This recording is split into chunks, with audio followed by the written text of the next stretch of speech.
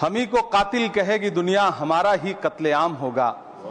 हम ही कुएं खोदते फिरेंगे, हम ही पे पानी हराम होगा। 1947 में दिल्ली की जामा मस्जिद की तारीखी सीढ़ियों पर खड़े होकर के भारत रत्न मौलाना अबुल कलाम आजाद साहब ने कहा था कि मुसलमानों कहां जा रहे हो, यह है तुम्हारा मुल्क, यहां तुम्हारे आबाओ अजदाद की कब्रें हैं। उस वक्त मौलाना आजाद की ये सदाएं सुन करके लोगों ने अपने सरों की गठरियां उतार करके रख दी थी।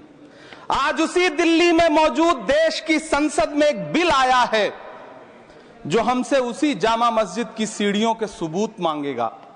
सभापति महोदय, मैं वक्फ कानूनों में किए जा रहे संविधान विरोधी बदलावों के खिलाफ बोलने के लिए खड़ा हुआ हूं। संविधान का आर्टिकल 14 हो, 29 हो, 30 हो, चीख चीख कर कहता है कि देश में सब बराबर के हकदार हैं।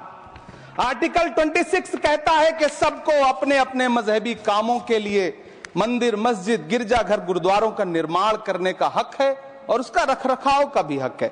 लेकिन डॉक्टर बाबा साहब अंबेडकर के संविधान को हर दिन कुचलने वाली यह सरकार देश के मुसलमानों से नफरत में इतनी अंधी हो गई है कि खुलेआम देश की संसद में देश सरकार के माइनॉरिटी मिनिस्टर साहब और होम मिनिस्टर साहब झूठ बोलते हैं और देश को गुमराह करते हैं। सभापति महोदय, भाजपा ने पूरे देश में वक्फ के नाम पर कई सारे झूठ फैलाए हैं।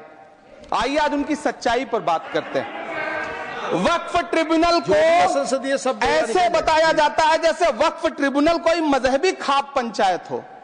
सभापति महोदय, जबकि सच्चाई यह है कि वक्फ ट्रिब्यूनल भी तो सरकारी न्यायिक विभाग है जिसमें सरकार द्वारा नियुक्त जज होते हैं, जिसमें प्रशासनिक अधिकारी होते हैं, कहीं ऊपर से थोड़ी आ गए। सभापति महोदय, दिल्ली की जिन 123 संपत्तियों को लेकर कल माइनॉरिटी मिनिस्टर, होम मिनिस्टर साहब और अभी आदरणीय नेता सदन बात कर रहे थे, आइए उनकी सच्चाइयों पर भी बात करते हैं। 1911 में जब अंग्रेजी हुकूमत ने कोलकाता के बजाय दिल्ली को राजधानी बनाने का फैसला किया तो रायसीना हिल्स के चारों तरफ जो मुसलमानों की ढेर सारी जमीनें थी उनको एक्वायर किया गया और लुटियन को इसकी तामीर की जिम्मेदारी सौंपी गई। सेंट्रल विस्टा की तरह लुटियन जोन का मेगा प्लान तैयार हुआ। लेकिन उस वक्त के मुसलमानों ने उस वक्त की अंग्रेजी हुकूमत से अपनी इबादत गाहों को बचाने के लिए लड़ाई लड़ी। मामला ब्रिटिश गवर्नमेंट तक पहुंचा। तब यह तय हुआ कि वो जो धार्मिक स्थल हैं उन्हें जस का तस रहने दिया जाएगा।